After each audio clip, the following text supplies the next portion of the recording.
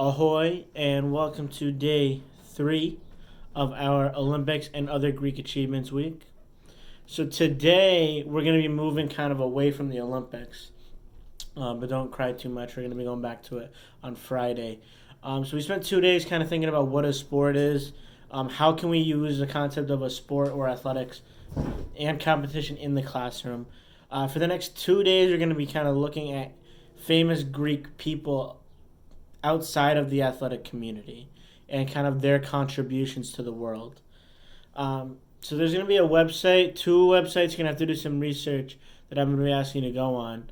And these websites explain to you some truly remarkable Greeks from ancient Greece who did incredible things that we still think about today. I have an example for one that I created for you to show you in this video. But some examples of ones I didn't touch on so far are like famous philosophers and playwrights like Socrates and Homer, and the guy who is credited as the father of history. That's what we're doing now, is we're studying history. But just so you are aware of some terms moving forward in this lesson, a philosopher, you may come across them, is someone who studies knowledge, reality, and existence. So they ask the questions of who or why are we here, what are we doing here, what's the meaning of life. That's those people, those kind of, that's their profession. Then there's playwrights. So I know my handwriting's not great, you guys make fun of it all the time.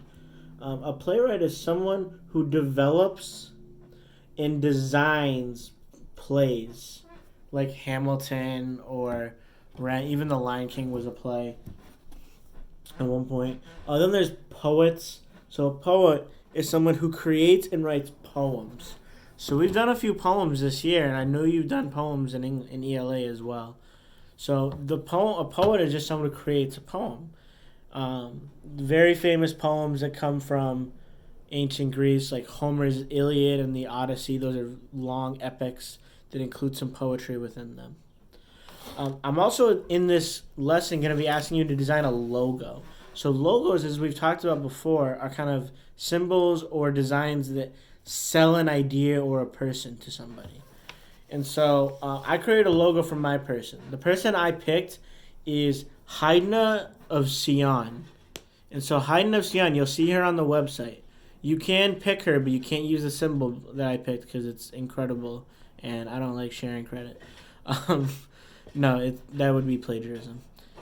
Haydna of Sion is a famous swimmer who swam out in the Persian War and literally knocked boats off of their navigation system by herself. Well, with her father, but by her. They each did ships by themselves. And she would just go and like cut these lines on the boats, and they would just start floating away. It's insane. She's one of the world's greatest swimmers, and people don't know who she is. So that's Haydna of Sion. There's actually statues to her in various Greek cities. And this is my symbol that I made for her. So this is the H for Haydna. And this is my S for Sion. And my design here, I'll get a little closer. The H and the S for Haydna of Sion. But those lines there, those blue, that's indicating waves. Because waves are for, indicate water and swimming. So for today, you're going to be looking at a person doing some research, telling me why they're important, and also coming up with a logo for them. And that logo is going to be prevalent in our lesson for tomorrow.